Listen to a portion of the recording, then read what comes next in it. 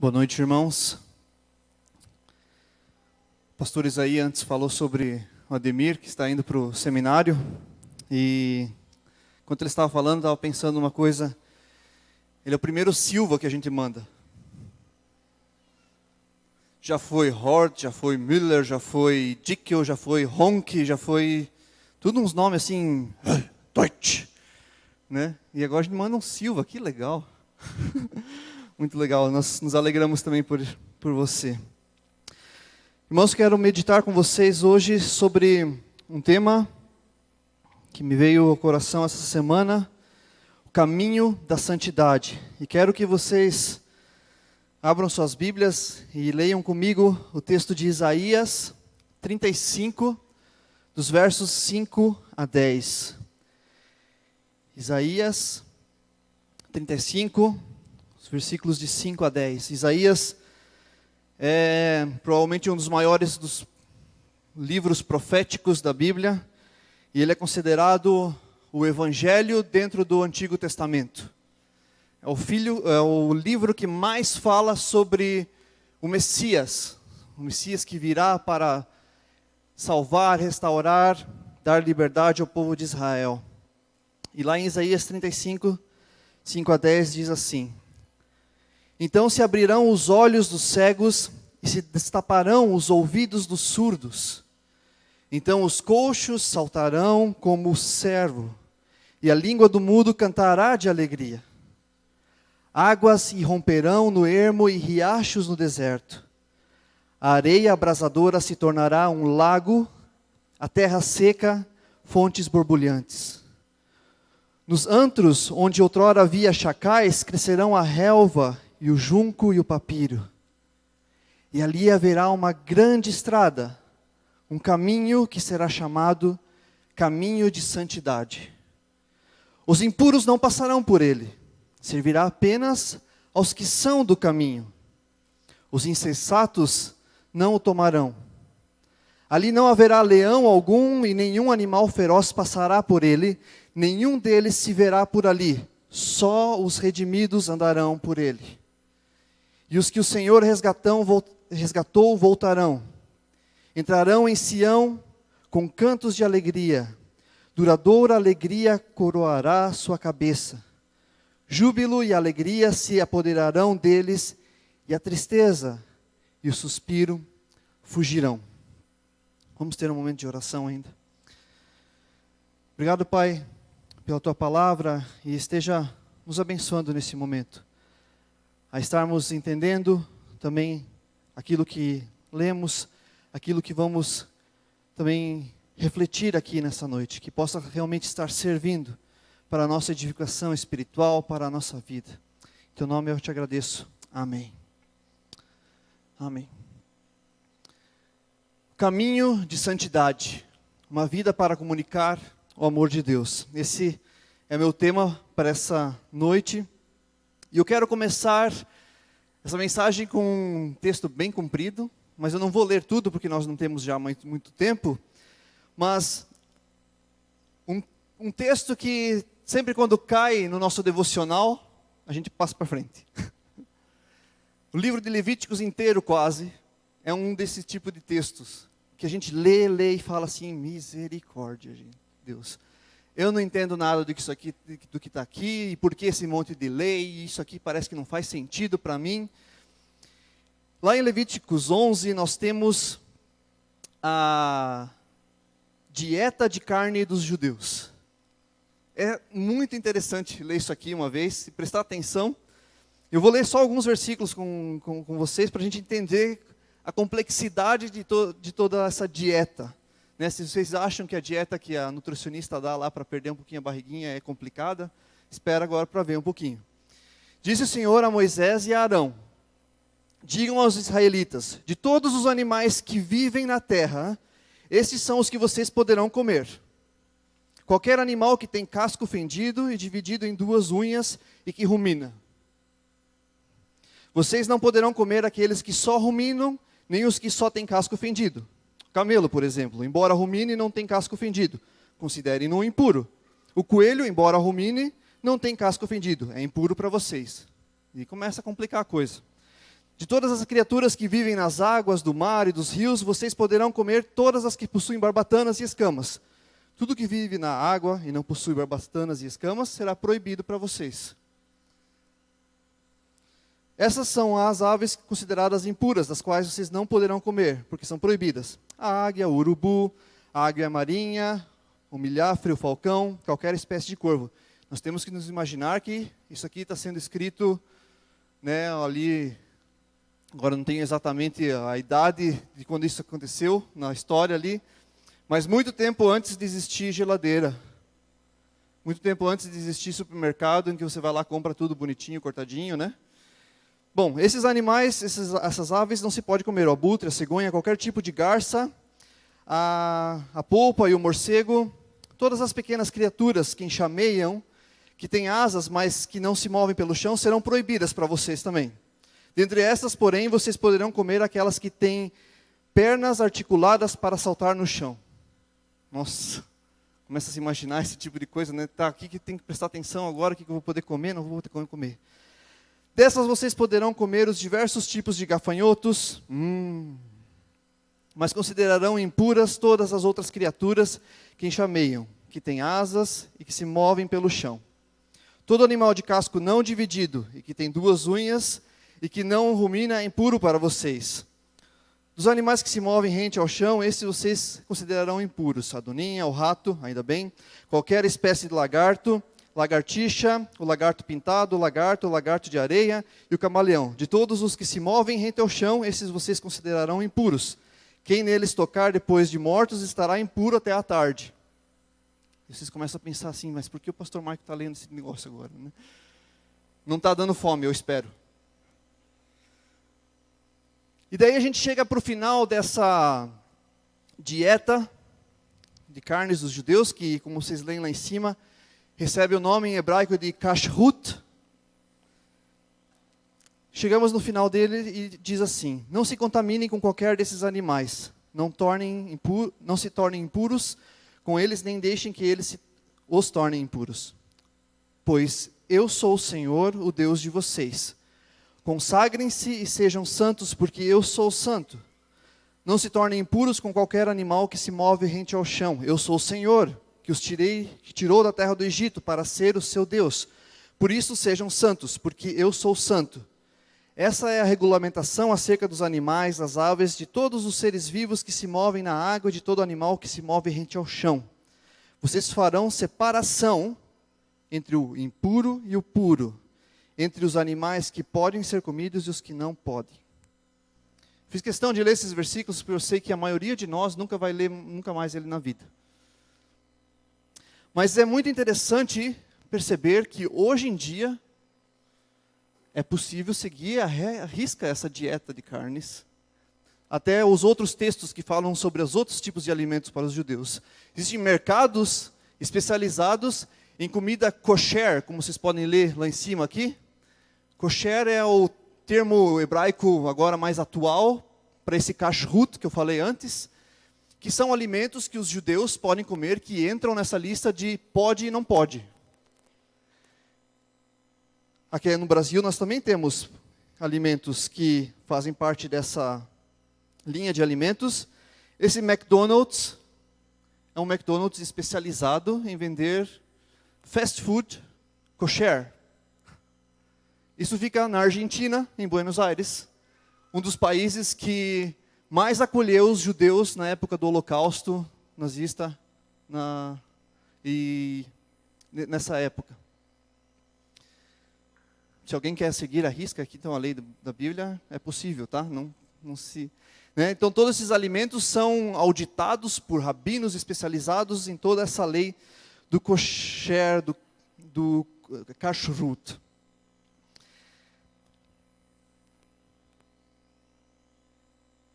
Em todo o Antigo Testamento, principalmente no livro de Levíticos, nós vamos ver muitas listas desse tipo, não somente para alimentos, mas também quanto para rituais de culto, certos ritos, como eles devem fazer a cerimônia, como eles devem purificar as coisas, éticas de conduta, de como eles devem interagir socialmente, leis administrativas, leis financeiras, leis de trabalho, de como o patrão deve agir com o empregado, de como o empregado deve agir com o patrão.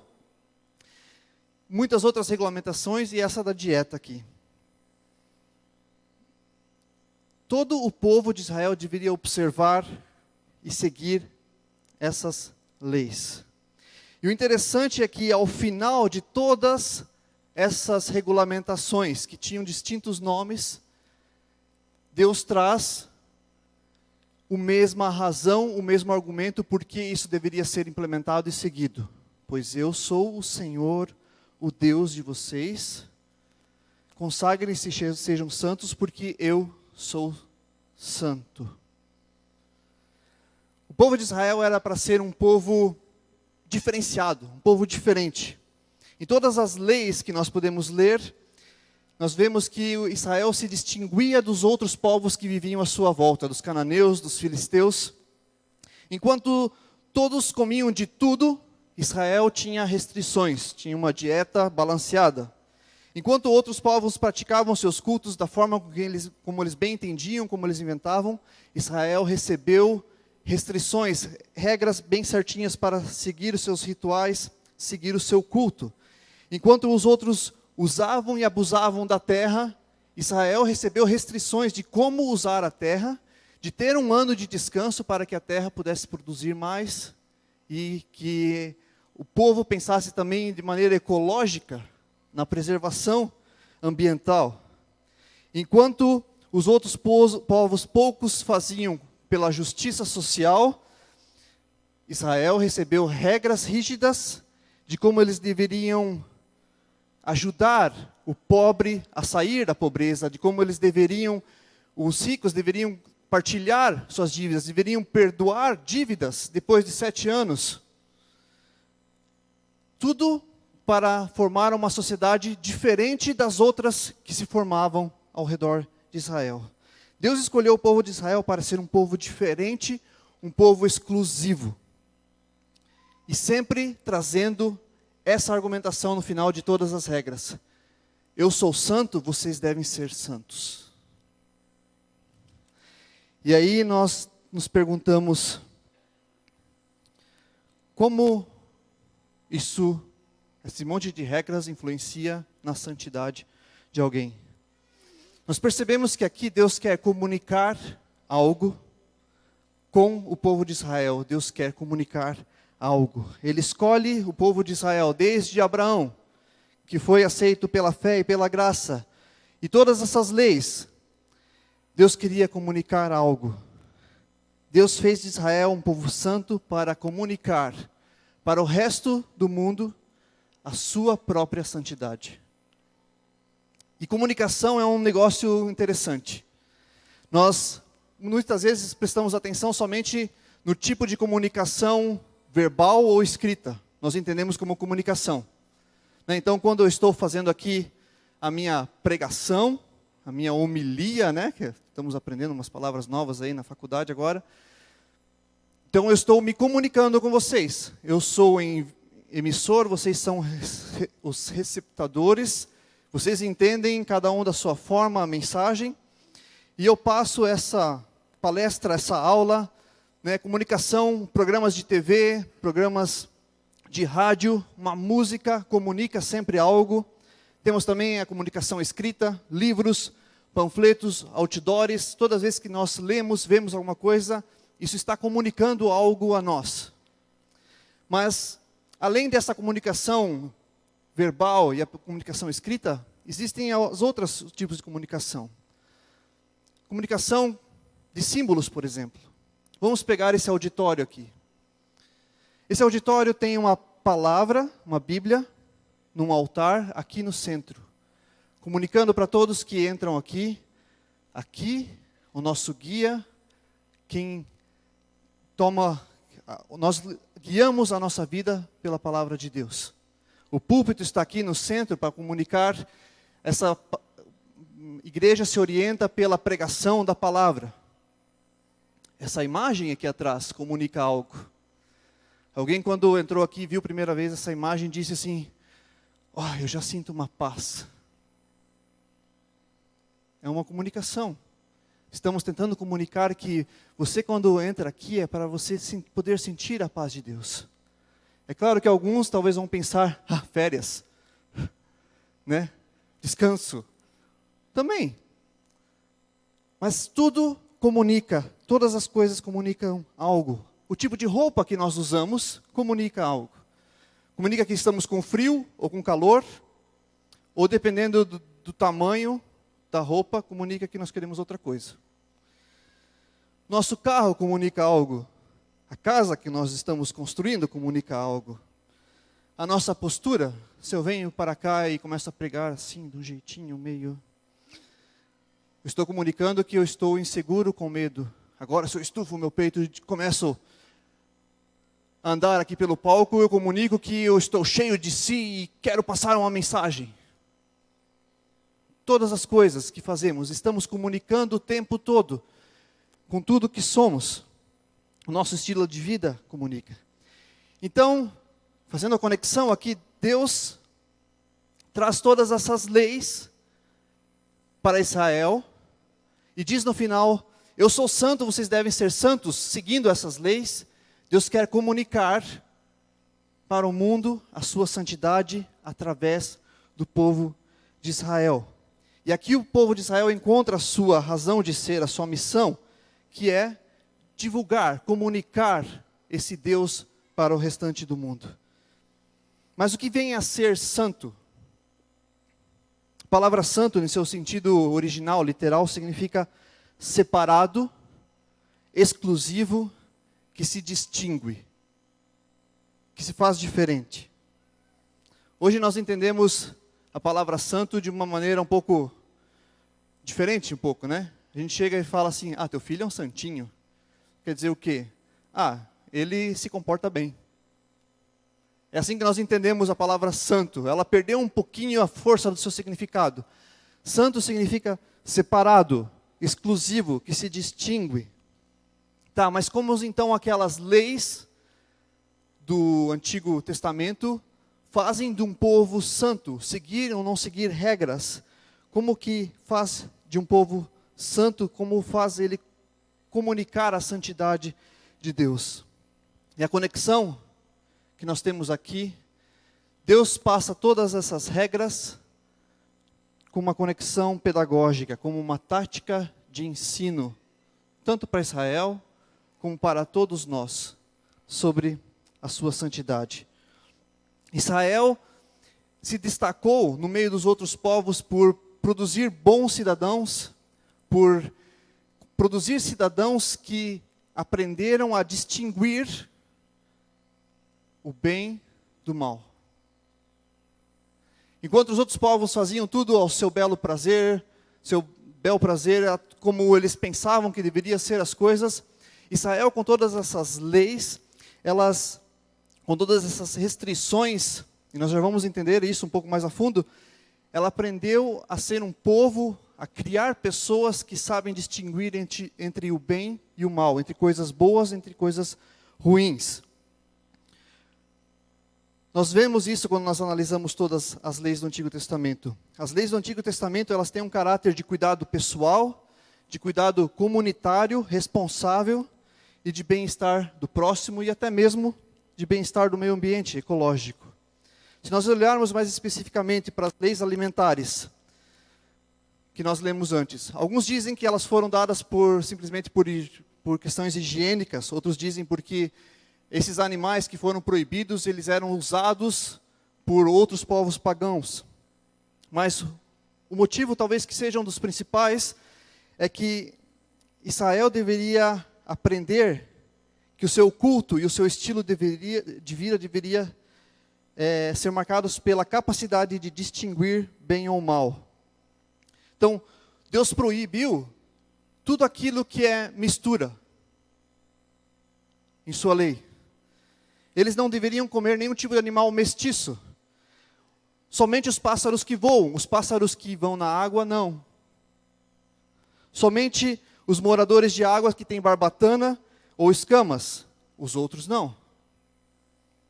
E assim ele continua nas outras leis também. Ele proibiu a reprodução mista de animais.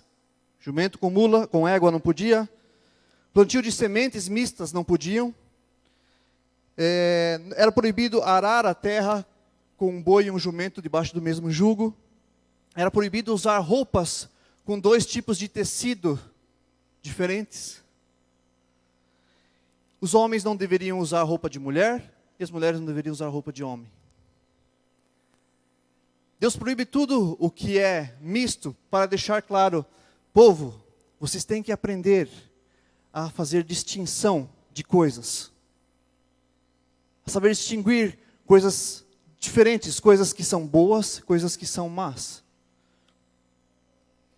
Todas essas leis indicavam um caminho a seguir, uma forma de viver, um estilo de vida distinto, santo, separado, exclusivo, que sabia fazer distinção entre bem e mal, puro e impuro. E aí nós viemos para o nosso texto de Isaías 35, onde Isaías fala sobre o Messias, falando sobre um caminho de santidade. Um caminho de santidade, onde os impuros não passarão por ele, não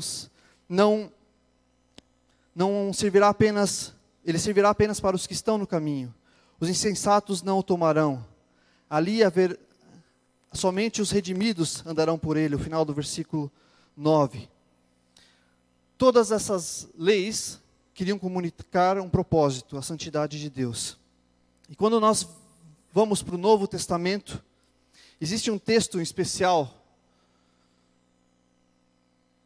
de João 17 e 19, em que Jesus chega na sua oração sacerdotal e diz, falando sobre os seus discípulos, sobre os seus seguidores: santifica-os na verdade, a tua palavra é a verdade.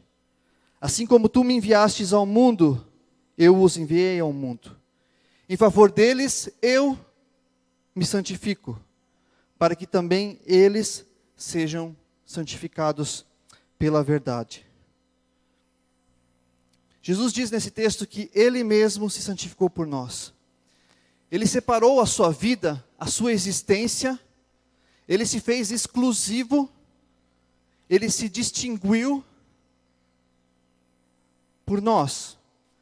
Viveu, sofreu, morreu para cumprir a palavra de Deus. Exclusivamente por nós, para nos salvar. E Ele fez isso também para que nós fôssemos santificados. E que nós pudéssemos trilhar o caminho de santidade que nós vimos antes. E Ele mesmo se fez o caminho, um modelo de vida, para que nós pudéssemos reconhecer nele o amor e a vontade de Deus para as nossas vidas. E assim restaurar em nós, os seres humanos, com a imagem e semelhança de Deus. No Antigo Testamento, Deus fez a mesma coisa.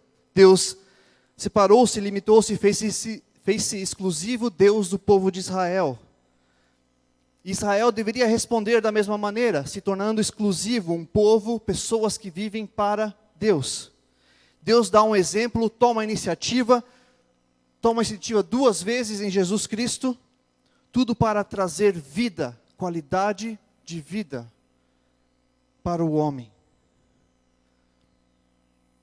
Jesus santificou-se por nós, e sua santidade quer nos comunicar algo, quer nos comunicar o seu amor por nós, o seu desejo, sua busca para nos salvar e nos restaurar. E esse é o caminho em que devemos trilhar. Jesus mesmo depois diz, em João 14:6, eu sou o caminho, a verdade e a vida.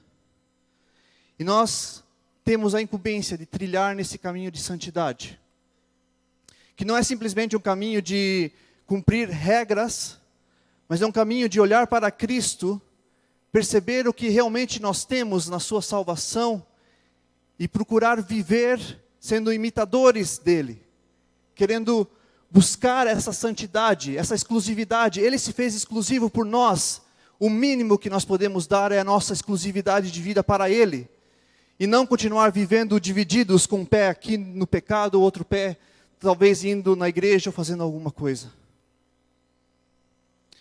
Isso é o tipo de mensagem que não seria necessário se nós realmente entendêssemos a profundidade que é a salvação de Jesus Cristo, que Ele nos liberta do pecado.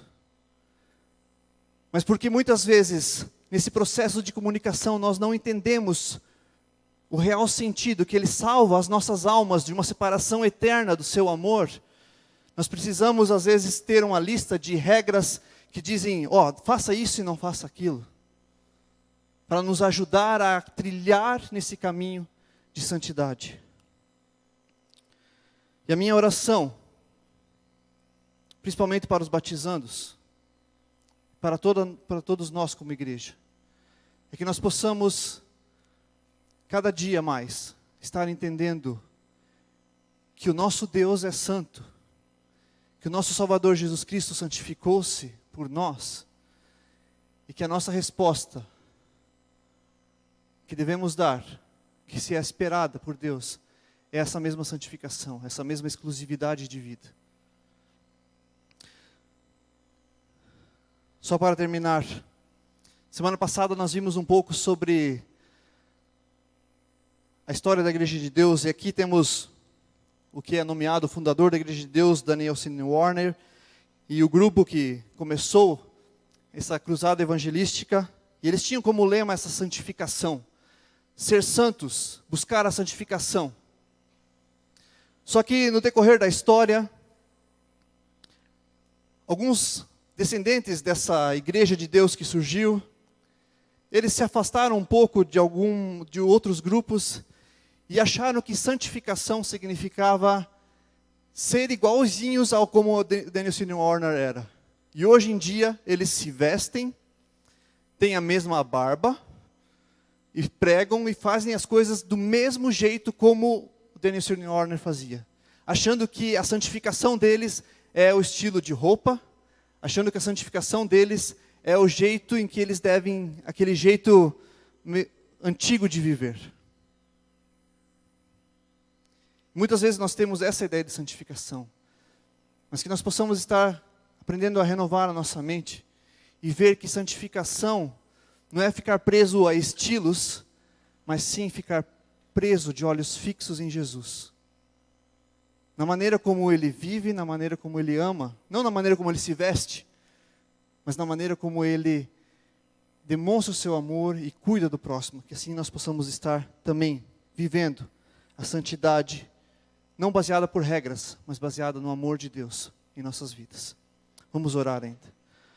Muito obrigado, Pai, pelo Teu amor, que nós podemos também viver e, através do Teu Filho, nós somos dignos de trilhar esse caminho de santidade.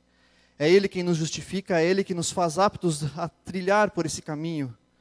E nos ajude a estarmos cada dia conscientes disso, vivendo com exclusividade para o Teu reino. Em Teu nome nós oramos e agradecemos. Amém.